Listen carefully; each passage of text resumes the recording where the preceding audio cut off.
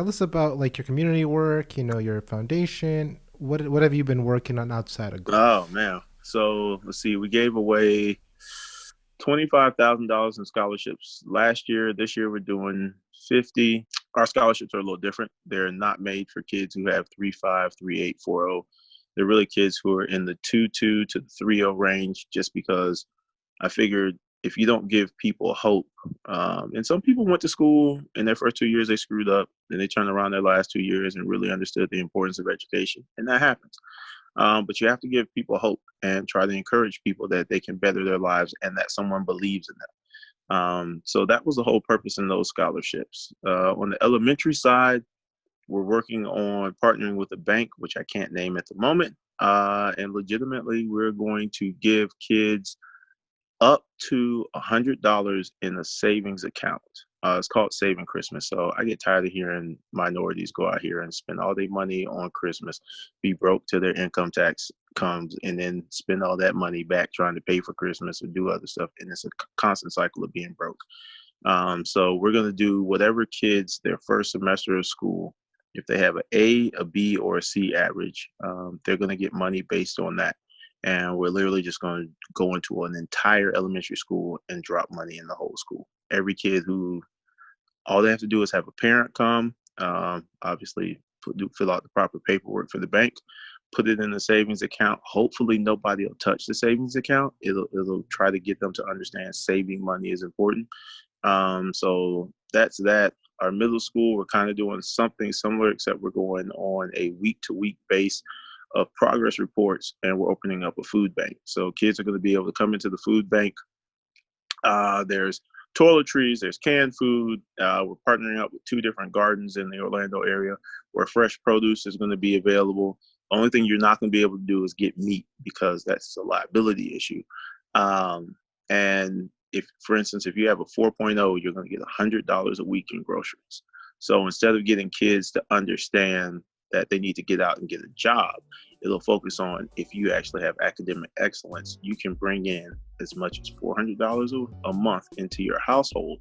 And so that your parents will also understand the importance of you having good grades. So we're partnering up and getting that done. And then for the adults, right before the tax return, we're doing a job we're doing a job fair, but we're also doing a job orientation. We're teaching people how to do resumes. We're revising resumes. We have a staffing agency that's working on people, on interview skills, things of that nature. We come back about 6 weeks later, and we try to get jobs that are in the Pine Hills area. So people don't have to spend a lot of time commuting, and they're not these low-paying minimum wage jobs, actual professional jobs. And the companies are going to be ready to hire on the spot. And then the last thing that we're doing for the adults is a credit repair, to make sure that people have the ability to get their credit fixed and try to better themselves in life as long as they continue to pay their bills on time once they get their credit fixed. But we had a guy do it. We did a test run with it this year, and I think the worst credit score we saw was a 490, and as of a couple of weeks ago, that person was up to 685, 690. So we've got a few people that we're working with on that, and just really trying to put people in a better position. I understand that everybody makes mistakes, and sometimes in life you don't understand the severity of the things that you're doing, or sometimes you're in such a bad place that you can't really, you have to make a choice between this and that. And sometimes that second thing isn't as important as what's going on right here and right now at this moment. So just trying to get people to get their lives on track and hopefully give people a fresh start. That's awesome. Awesome. It covers like all the That's different like age groups. that's like everything. Yeah, I Yeah. mean, well, that's the Ha- whole point. If I'm sitting here talking about doing stuff with kids, that's cool. But I think a lot of times people don't understand that if I even if I'm going from school to school to school, the most impact I'm going to have on the kid is a few hours a day.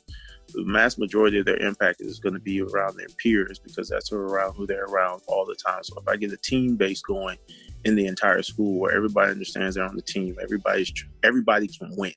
There's not a winner, but everybody can win because through education, everybody can win at this level.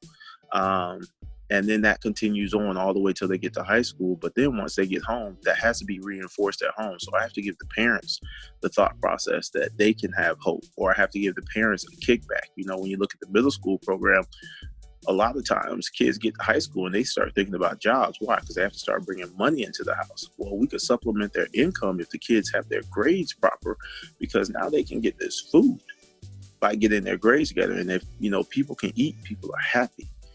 You know, I'm not going to get you Gucci belts, but I'm going to make sure you have good quality food that you can eat, and you can prepare yourself and recharge your body and get the proper energy you need to be successful. You know, we've talked about this, how the media always overlooks the community stuff, the school stuff, and we just want to give you a little platform for that stuff. So thank you again. I appreciate the opportunity. All right, man. Bye-bye. Thank you. I'm inspired. I'm ready to go out there and hit a golf ball. No, I'm not. I don't know. It's inspiring to like see someone that successful being genuine about giving back. He's so community oriented to where he is really trying to take care of everyone in the community. It's not just one specific age group or demographic. Yeah, like the way that he has a plan for like, because like he sees it, he knows what the issues are, so there's no better person to go in there and help than someone that really sees it. And I dislike it when like the rich billionaires feel like they know what needs to be done and they're just like throwing money here and there. And I love the idea of the food bank thing, getting good grades for $400 a week. Like that's genius. And like, were you worried before like the interview? Because like she was like, I don't know anything about golf, but how did you feel about it afterwards? No, I mean, it was cool because he really was more talking about, like, it wasn't so much talk about golf and about that. He was more just life advice that really anyone can use. And I think it's going to connect, you know, to a lot of people. Like, I connected to it and I can't hit a golf ball. So I thought it was great. Yeah, because when I would talk to Maurice before, initially I thought we were going to talk about golf because I grew up playing golf. And when we first met, he was so like not wanting to talk about golf. And I was like, whoa, this is refreshing. Like it's nice to be able to talk about other things other than someone's career. Yeah. I feel like every time when people meet, that's kind of the only thing people can talk about is like, oh, so I do this. And then we talk about that. But when we talk, it's always like community. How can we give back? How can we, you know, make a real difference? And for him, being a champion isn't really important. He uses it as his platform. Did you have a favorite part for the interview? Anything that really stood out? There were a lot of good quotes and like analogies that were said that I thought were really good. What I liked was the analogy of golf and life, where if you keep doing the same thing over and over and it's not working, then you're gonna have to do something different. Because if you're doing the same thing over and over and nothing's getting better, then yeah, you're gonna have to, you know, change that. So I thought that was really interesting to get that from golf. How can you relate that to piano or just your career or anything that he said? Yeah. Well, I mean, in practicing an instrument, it's kind of the same thing. Like if you can keep trying to do the same thing and you keep making the same mistake, then you're not going to fix that mistake. You have to try a few different ways until you get it, and then make that, you know, the comfortable thing to do.